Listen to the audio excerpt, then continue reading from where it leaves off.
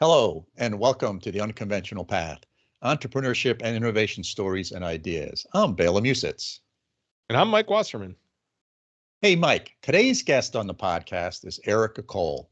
She is the founder of No Limits. This is a super interesting company with a mission. No Limits was created with the goal of providing easy and accessible solutions to everyday problems. Let's get a little more specific. After losing her leg in a car accident in 2018, Erica found that her new prosthetic leg wasn't compatible with her existing wardrobe. So she came up with a solution to the problem, a new business. Cool. Bela, I don't want to take away anything from any of the 150 plus guests that we've had on this podcast over the last few years, but just on paper, this is definitely one of the most interesting business people you've interviewed, in my opinion. So let's get right to it and listen to your interview with Erica Cole. Sounds good, Mike. Hi, Erica. Nice to meet you. Hi, great to be here. Glad to have this conversation. Yeah, so I think your business is really interesting to me. So tell our listeners a little bit about it and what your business does. Absolutely. I am the founder of a company called No Limits, spelled Limbits, and that is because I'm an amputee. We make clothing for people with disabilities. So started off making clothes for people with lower limb difference like myself, but we've recently launched a wheelchair collection, a sensory-friendly collection, and also some cool pants for people who have limited dexterity or range of motion in their hands and arms. And so we're really trying to make life more comfortable and independent for people with disabilities through clothing. Yeah. Wow. That sounds really neat. So this sounds like one of those businesses where you saw a need, you directly saw a need, and you responded to it and decided to start a business. Absolutely. It was kind of a slow roll, actually. So I started I lost my leg in 2018, started on a sewing machine, just altering clothing in 2019. And then in 2020, really went all in on the business when we were scouted by Target Incubator. And so I do not have a business background. I actually majored in chemistry and was working on my chemistry degree at the time, but then ended up I had this need to see how far I could take this, especially once we got the invitation from Target Incubator to be in that program. Now here we are 3 years after that, going strong. It's pretty exciting. Yeah. So tell us a little bit about Target Incubator and where it's located. Yeah, so Target Incubator was a virtual cohort when we went through it, but it's like a business incubator that kind of teach you how to what margin is and how to build supply chain and things like that, all the things that I didn't have a background in because of my chemistry background. So that was incredible. And then we went through a couple programs after that too. I went to DC and was kind of in that startup scene in DC, and then ended up in headquartering the business in Richmond, Virginia. And it's been a really cool home here for the business. Oh, that's great. That's great. So it sounds like you had some sewing skills when you started this, and you were able to make some of your own designs for yourself at first. Yes. So I've been sewing since I was pretty little. And then, so when I was struggling with my own clothing, it was just very natural for me to go to the sewing machine because I'd been making clothes for myself for a while. And I just made things that worked for me. And then I was very involved in the amputee community. I was struggling a lot with my own prosthetic. And so I was just finding it was really helpful to have people in the community that I knew. And sorry, my dog was scratching. That's all right. So I was really involved in the amputee community, started altering clothing for myself, started then altering clothing for friends in the amputee community, and then ended up kind of seeing a broader need. So we went from an alterations business. I realized that one, people across the board with disabilities were struggling with clothing. And two, the most accessible version of this was a ready-to-wear thing. Like, it's not super accessible to have to send in your clothing for alterations, get it back in the mail. Like, that's a lot. So started building it in the way that I envisioned it. And it's grown since then. We were launched a Kickstarter, and then were scouted by Shark Tank. So we ended up going on Shark Tank in 2021. That aired in 2022. It was really exciting. We got a deal with Mark Cuban and Emma Greed. I've grown the team since then, raised a little bit of venture capital. And now we're looking at our first retail experiences. Oh, wow. So you've really come a long way. So I don't know much about sort of, the cut and sew business, right? Because you do design, and then you got to cut the material, you got to sew it. So do you find local manufacturers for that? Do you end up going overseas? How does that work? Explain that a little bit to our listeners. Absolutely. We could do a lot overseas for a couple reasons. One is price point. Two is actually the cut and sew manufacturing in the US is pretty behind other countries in terms of technology. So you'd be very surprised at how advanced a lot of manufacturing is overseas compared to the US. Yeah. And so we source in a lot of different countries. Supply chain has been one of the biggest challenges over the past couple of years for kind of a lot of industries, a lot of physical product industries. Supply chain has been challenging since COVID. So we found that sourcing in a few different countries and having some redundancy in the supply chain has been what's worked best for us. So it's been it's been a learning curve, but a cool experience, something I never thought I would learn about in chemistry. Yeah.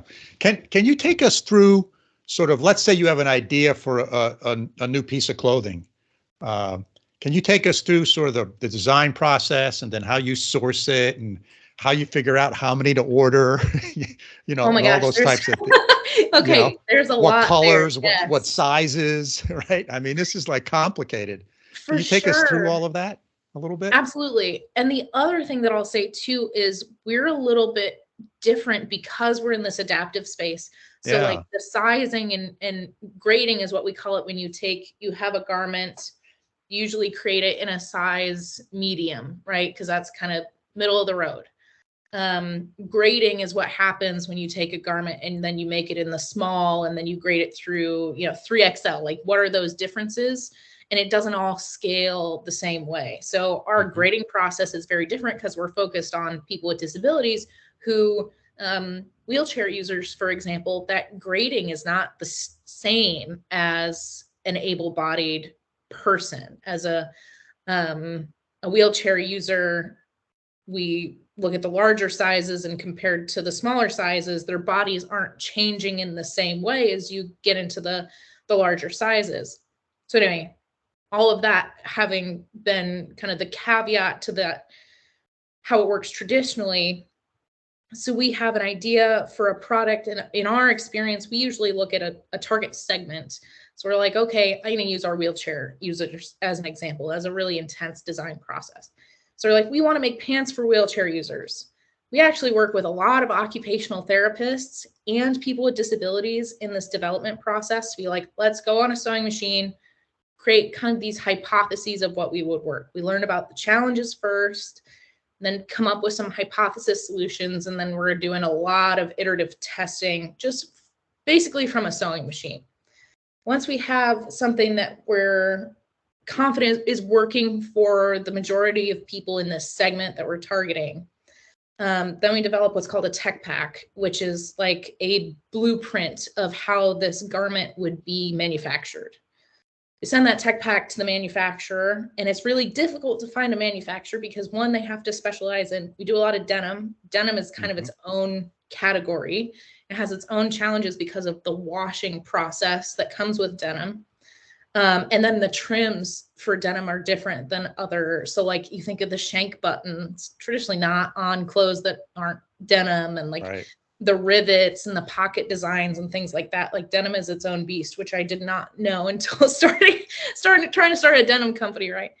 So you have the tech pack, you send it out to the manufacturer, you find the manufacturer that'll work with both the material and style that you want in the price point that you want, and also minimums are a huge thing. So you have to find a manufacturer that's willing to produce the quantity that you're looking to produce, which is really hard as a small brand, because a lot of manufacturers are like, that order is not big enough for us, Right, but we can't right. invest that much in inventory right off the bat.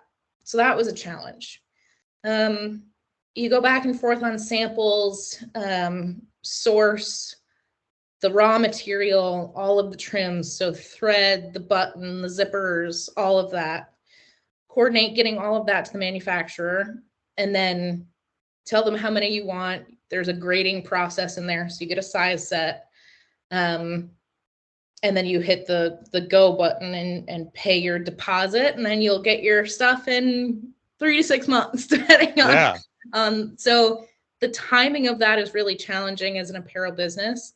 And also you asked about the ordering. And so it's been really interesting for us. And like, there's of course a lot of data in retail around the standard, it's a bell curve for sizes of US bodies, right?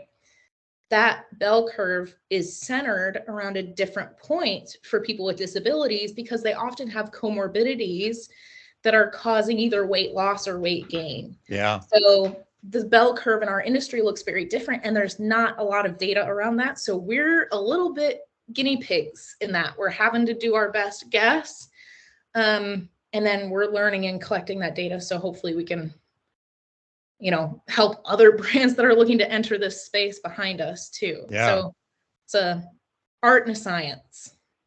I can imagine that you focus not just on sort of the fit and how it looks, but also how challenging it is to put this garment on and to take it off, right? Because if you have disabilities, that can be a big challenge in itself. So do you also do some development on different types of fasteners and things like that? Absolutely. Yes, we do some custom trims. It's really like closures and things like that we're thinking about, as well as the overall shape.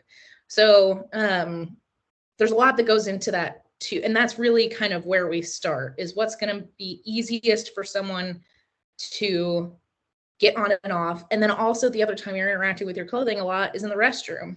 So you think about how is someone going to use the restroom in this garment?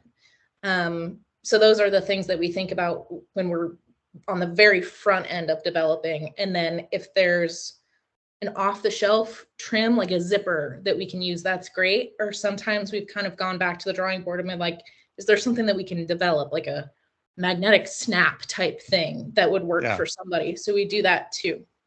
Yeah. Oh, interesting. So from the time you sort of get an idea to the you have inventory ready to sell, what's that time horizon like? We're trying to shorten it, but it's been a year to year and a half.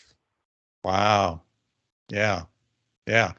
So that I can imagine that gives you some cash flow challenges in a business. Absolutely. Yeah. So we were trying to like kind of play catch up and we still are, as a young company, as a startup, we're trying to get into this cycle where we're launching something kind of like every quarter. But that means that a year and a half ago, we had to have that idea for it. So we're now trying to kind of catch up on this regular cadence of launching things. And it's very challenging for cash flow at the beginning. So there's a little bit of startup magic that happens there in the middle. Yeah, for sure. So how do you deal with sort of distribution? So we have a 3PL, so a third-party logistics company. Are you talking about like actual distribution? I mean, that's the actual physical distribution, is we use a 3PL. As far as like marketing and sales distribution. I was thinking more along marketing and sales distribution. Marketing and sales distribution.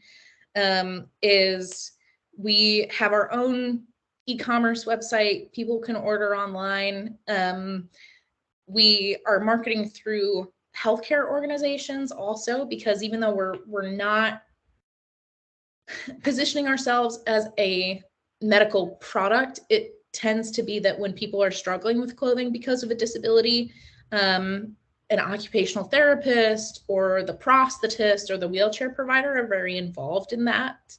And so people, when they're struggling, tend to ask that healthcare provider first. So marketing to those organizations, and then also doing kind of all of the things that you would expect of an apparel brand, social media marketing, search. We're about to launch our Amazon store, and then we're working with some retailers also. So we're really excited. Walmart is launching an adaptive category. So a cool thing that we're seeing happening in the adaptive space is adaptive being treated as its own category. So the same way that you would search for example, maternity clothes, you could go search for adaptive clothing if you have an adaptive need. And so Walmart's launching that. So we're working with them and kind of highlighted in that launch, which has been a really cool way to get the word out about our product. And it's more, the more places that people can find adaptive fashion, the more that the space is going to evolve overall. Sure. So that's been really neat. Sure. So what made you decide to use a third party for sort of the physical distribution of your product versus doing it yourself? Yeah, it came down to, we had a meeting around what is going to set us apart and what are we really good at. And the things that we could, those skills that came up in that discussion, we kept in-house. And the things that did not come out in that discussion were things that we decided to outsource. And so distribution wasn't going to set us apart from any other company. Right. And so they're like, great, let's not worry about it. Of course, there's still we just switched 3PLs and that was a whole journey. And it's never as smooth as just outsource it. But that was a really great decision that we made, because it's just, as a small company, whatever you can not worry about is a strength, I think. Yeah. Yeah. And you can always make a change in the future. You can always bring that in if you want, or if things change, you always have that option. Exactly. Yeah. So in the beginning, it's really important to focus on the things that you do well and the things that make a difference to you and your customers. Yes, 100%. Yeah, very nice. So do you have a board of directors or a board of advisors that works with you?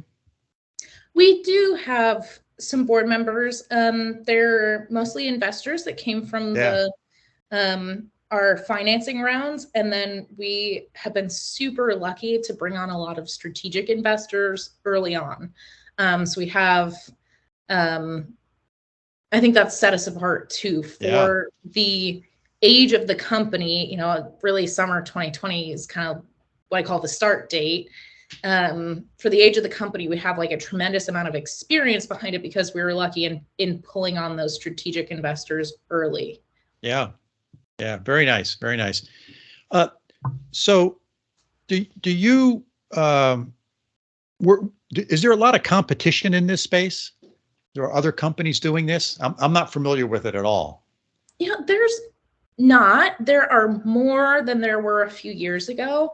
The cool thing is everybody's kind of got their little sweet spot. So there's some brands in kids, for example. There are some brands focusing on the aging space. And so they're marketing towards nursing homes and people who have caretakers. And so we're kind of in the middle of those, focusing primarily on adults. We're launching some kids products too in the sensory space, but we've been until now focused primarily on adults and primarily on people who we believe we can increase some level of independence through our clothing. So that's where we're carving out our little space. And we're also focused on denim and basics. What are those staple pieces in your wardrobe that are going to be most impactful if you had a an accessible version of that. So like everybody needs a really great pair of jeans. Everybody needs really great basics. And then we're also focused on kind of an accessible price point too. So that's a conversation that we have a lot, is how can we keep our prices as low as possible and still be sustainable as a business? So Yeah. That's our little space we've carved out in Adaptive. Yeah. So what sort of metrics do you use, when making decisions about, okay, we have this idea and, we do some market assessment. We think this is the market size. How do you make that go, no-go decision? That's a really great question, because I think it's different for us than it is for a lot of companies. So we are a social impact company. So we're measuring some impact metrics as well as kind of traditional ROI. The great thing is a lot of times those things overlap. Sure. But we're thinking about, okay, what is the population size of this specific segment? So we looked at, and I'm going to use our sensory friendly for an example.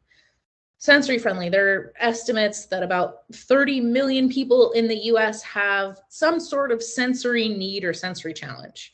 So we're like, okay, that's a big enough market size. And then we're like, where can we have the most impact within that space? So there are not a lot, but there are sensory friendly brands in kids, but there aren't a lot of sensory products for adults. So we're like, okay, that's where we feel like we can have the most impact in the space. And then also, we need to look at business metric things like how much is this going to cost to produce, right, and things like that. So I'm really excited. We're coming out with a coat in Q4 this year that is for people with limited dexterity or range of motion in their shoulders, arms. And that was something that we couldn't do before because we couldn't get it at an accessible price point. But now that we're getting a little bit bigger, we have more manufacturing partners, we're able to bring that in at an accessible price point. So that's like, okay, now is the time to introduce that product. So there's a little bit of that going on too. Yeah. So one of the things I always like asking people, particularly people who manufacture things, right? You make things. How do you decide when to stop making a particular product and take it off the market? Question. Yeah, that's a great question. I think, here's how we're thinking about it. And transparently, we're not that old. So we've discontinued one product, but it was because we kind of came out with the V2 of that product after getting feedback from the first one. I think Trader Joe's has a really great example of this. And I don't know if everybody who asked that question, if they all have the same answer and it's Trader Joe's, but like looking at across their assortment, I can't remember what I think it's around 10%. Their bottom 10% performers are automatically dropped every time increment. And they bring new things in and it keeps assortment fresh. Sure. So I really like that way of looking at it. Obviously we're looking at what we're doing is so new. There is not a lot of data around it. So we rely a lot on customer interviews, customer feedback. So when we get feedback, if there was ever a product that we were getting a lot of negative feedback on, obviously that's a sign that we wouldn't continue that too. But I think benchmarking it and looking at kind of contribution margin across all products is a great way to make that decision. Yeah. This business seems to me to be one of those that you can build a very passionate and devoted customer base and a lot of loyalty to your products. How do you sort of think about that, and how have you approached? Yeah, that's something that one of my favorite things about the brand that we're building. Particularly, so early on, we had 3 colors in denim for men, 3 colors for women. We would see people order 6, 7 pairs of our pants. So they're ordering more than 1 color of each. And so early on, I would like call or email and be like, did you mean to do this? Like, did you, this is a large order. We only have 3 colors, And so I called and like one stuck out to me and he's like, oh no, I ordered 6 pairs of pants because I'm wearing 1 every day of the week and then I'm washing them on Sunday. And so that was like, we're like, okay, that was a signal to us that now when we make marketing decisions, we're like, we can afford to pretty heavily discount someone's first order, knowing that once they try it, they're going to come back for more. So we do a lot of kind of cohort analysis of who's coming back, how frequently are they coming back, what is the lifetime value of that customer, so we can make better marketing decisions on the early end, knowing that they're going to come back. So that's been a really cool thing, and it's been green flags in terms of we're addressing the problem that we're trying to address, is that return. I think it was Barbara on Shark Tank that was like, your return customer rate is your report card in terms of brand. And so that's something that we've kind of taken to heart. Yeah. Well, I think, one of the great things about selling direct is that you have that customer information and you can do those types of exercises. Once you start selling through retail, that becomes a bit more challenging, unless you put some manufacturers will put little tags on their garments, send this in and we'll give this to you or whatever, right? Give you a 10% discount or however. But that's the nice thing about going direct. It becomes a bit more challenging as you go through normal retail distribution. Absolutely. So that's something we're going to have to just really pay attention to the customers that are coming through us and work with the cool thing in our space too is because it is so new, like we're gathering data at the same time as our retail partners are gathering data. And so far, people have been really willing to share that information in the interest of like advancing the space overall. But yes, it's hard to let go of owning that customer journey for sure. Yeah. So as you've started this journey a number of years ago, what's been the biggest challenge for you? Oh my gosh. Okay. Well, we talked about supply chain already. Supply chain has been a nightmare. So I'm going to pick a new one. And that is, I think, just kind of what it's a soft skill thing. Well, they're important. Leadership, building a team, and it's a high performing, we look at like we're a sports team and we're expecting really great things from each other. And coming out of a chemistry degree where that was not, I don't want to say soft skills weren't as valuable, but they weren't taught, right? In a chemistry degree. And I was like, I'm a people person. I like talking to people. I'm going to be a great manager. Not the case. Absolutely not the case. Like there's so much more to being a good manager than being a people person. And so that's something that I am working through, and like having very high expectations of myself and my own work outputs, and then driving others to do the same, but also empowering them to make their own decisions. I think that's been something, at least, that I expected to be easier than it actually is, but just coming from my background. Yeah. Well, coming, from almost any background, they don't teach you those skills in college. And, even in business school, it's a lot more about, how to market things, how to do finance, how to do all these sort of other things, as opposed to the soft skills. And we all learn how important they are. One of the interesting things that I've often thought about is if you look at the sports world, almost all athletes, whether they're in an individual sport or a team sport, have a coach. that's helping them with the skills that they need to perform their job. And in business, we don't do that, right? We have a board of directors, we might have some advisors, but we really don't have like a coach who's sort of helping us. I mean, there are coaches out there that you can hire, and people do hire them, but it's pretty rare that people kind of go out and seek that additional advice to helping them sort of manage their business in a broad sense. Yes, I agree.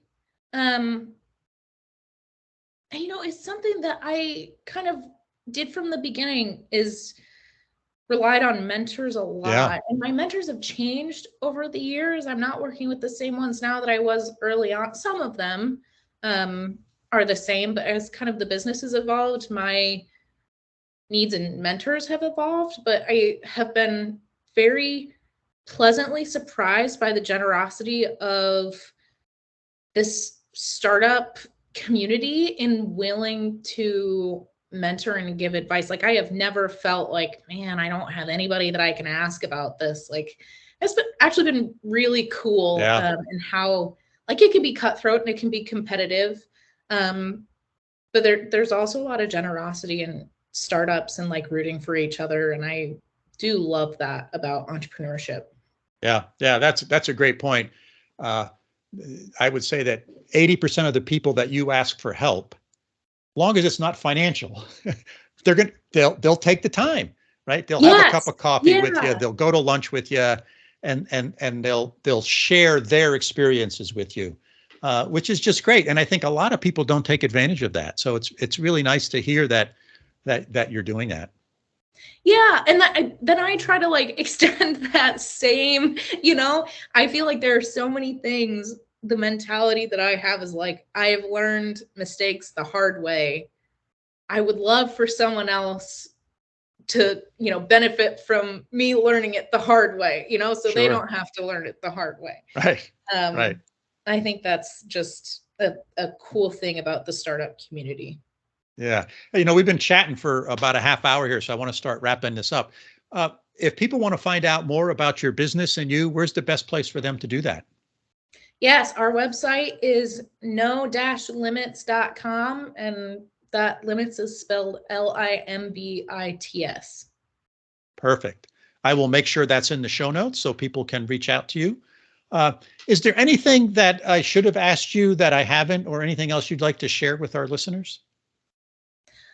I think something else that's cool about what we do, and something I'm very passionate about, is hiring people with disabilities also. So I encourage anyone who is out there listening, maybe building a startup, to reach out to vocational rehabilitation services, or there are quite a few employment platforms that focus on people with disabilities, and people with disabilities are problem solvers just all day, every day, because of how inaccessible the world is. And so something that we've done is had a focus on disability employment, and it has paid off in spades. And it's been something that's really cool about our company that I would encourage others to look into as well as they're building teams.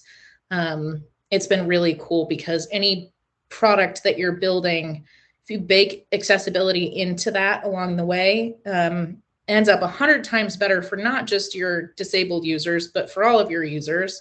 And the best way to do that is to have disability talent on your team. Yeah, that's a great way to end the podcast. It's a wonderful observation. Erica, you've been a real pleasure to chat with, and I've really enjoyed our conversation. It's been really nice. I'm so glad we had the chance to talk. Have a great rest of your day. Yeah, thank you. You too. All right, Bela, that was a cool story. Okay. And these are the reasons why I love entrepreneurship. I mean, I think I've told this story before on the podcast, but I didn't get into academics. I didn't get into business to be an entrepreneur. I thought it was kind of stupid, honestly. Right. But then when I see stories like this, where there's genuine needs that aren't being met, and small business people can jump in and fill that need and make lives better, create a business right around this. This to me is awesome, right? So I was just really excited to hear this story. Bela, what are your key takeaways from this story? Yeah, I think there's a couple really great examples of several things here.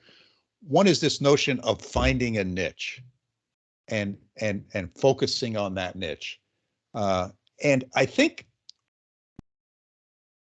in the world recently, what's happened is because of global supply chain and the ability to sell online, what was a niche 50 years ago or 40 years ago had to be much bigger than what the niche is today, because 50 years ago, you could only sell your product within, I don't know, 25, 30, maybe 50 miles of where your location was. And it was a storefront, because that's the way it kind of worked. And now you can sell your product anywhere in the world. So you can reach, there might only be within your niche, there might only be 2 or 3 customers within a 50-mile radius of where you're at, but on the globe, there could be thousands. So I think this is a great example of sort of global supply chain and ability to sell online, and you can reach the global market, which I think makes these types of businesses possible. I think the other kind of takeaway that I had from this was this notion of building your supply chain and how it impacts cash flow, right? So she designs the clothing, and then there's a process to get it made, and it's a long, drawn out process, right? As she said, it takes 9 months or so, and in that process, you're going back and forth with offshore suppliers, because this sort of skill and manufacturing capability really doesn't exist very much in the United States anymore. So that represents significant cash flow challenges to a business, because from the time you, let's say, design your product to the time you can put it on the shelf and start selling it, 9 months has elapsed, and you've spent a significant amount of money, not just on the inventory, but also sort of this notion of, the design process and going back and forth. So I think that's another thing you got to think about in businesses, is this notion of cash flow and how you can manage it. And the beautiful thing about this is is this sort of social impact, right? I mean, it just makes you feel good, right? You hear this story and you go, all right, not only does it make great business sense, and I think you can build a very successful business here, but it also has this nice impact of making people's lives better, as opposed to we're just out here trying to print money, right? We're trying to do something and help people. So I think those were my key takeaways. How about you, Mike? Yeah, creating value, right? And from multiple perspectives. No, I totally agree. And, I thought another part of this story that was really cool was learning from the incubator program. This is a chemistry major, right? And I think this shows that you don't need to say, oh, I was born to be a business person, right? That there's a community out there and there's lots of mechanisms. I don't think that she, is unique in this aspect, but there's lots of ways to learn these skills. And she clearly learned a lot from these skills. Right. Yeah. She learned the technical skills in terms of cash flow analysis and supply chain things that she talked about, but the same time, the soft skills and talking about, being a leader and building an organization and mentorship. I think all this stuff was really cool.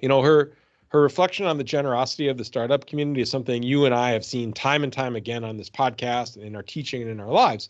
And then I think hopefully we're good stewards too. We've benefited from the help of others and we give it back. And I think this podcast is one way we try to do that in a small way. But I think that she's really done well to go out and seek mentors and ask for advice. And she was pleasantly surprised that has gotten so much support. You and I, this doesn't surprise at all. We see it all the time. And I think we encourage our listeners, right, to go out there and get out in the network and the community and just ask for help, and people will be generous with their time. What do you think are the elements that Erica had that were really great ideas that entrepreneurs should be aware of, especially in the B2B space? What types of things do you think could help our listeners? Yeah. Before I dive into that question, Mike, I want to build a little bit on what you said. I think this notion of thinking that you have to have a business degree in order to go into business is a fallacy, right? Mm-hmm. And she's a great example. She's a chemistry major. And I think what people need to realize is that if you raise your hand, particularly in the United States, if you raise your hand and say, I want to start a business and here's my idea, there are lots and lots of people who are willing to help. Some of them in formal organizations and economic development organizations within the region you live in. There's national economic development organizations. There's these incubators, and there's just individuals who have been successful and love to give back. And so your challenge is to find those individuals and find those organizations, because then they can give you that assistance that you need. And I think Erica also is a great example of that. She did that, and it has taught her the things that she didn't learn when she got her chemistry degree. Now back to your question. So I think some of the things that you really need to be aware of in the B2C, so business to consumer space, selling to consumers. So I think this notion of building a brand is really, really important. Think about the products that you like, that you buy, and the brand that they represent, right? Look at clothing. I think clothing, and this is clothing, is a great example. Lots of clothing has logos on it, right? And that logo means something to you because you decided to wear that logo, and it's sort of represents something. So think about what your brand, what you want it to represent. I think this notion of sort of looking at your customers or your cohort, the group that you're trying to sell to, what their characteristics are, how can you reach them, what are the communication channels to that cohort, I think is really, really important. And I think the other thing that a lot of people don't think about is return customers, right? I mean, B2B businesses measure that all the time. So, what's if I'm selling 1-year contracts, how many of my customers renew those contracts? Well, in clothing, or B2C, or B2C to consumers, I think that's another important thing to measure. And these days you have the tools to do that. And Eric and I talked about this a little bit, where the challenge, particularly when you're selling direct, right? You have all your customer information and demographics, which is great. When you start selling through retailers, now the retailer owns the customer. It becomes a little bit more challenging, but there are ways that you can do that. So for a number of years, I ran a bicycle manufacturing business, and we sold all of our products, very high-end bicycles, through dealers. And so we didn't know who our customers were. So we put together a simple program where there was a little hang tag on the bicycle, and it said, fill this out and we will send you a free pocket knife or a free shirt or t-shirt that has our brand on it or whatever.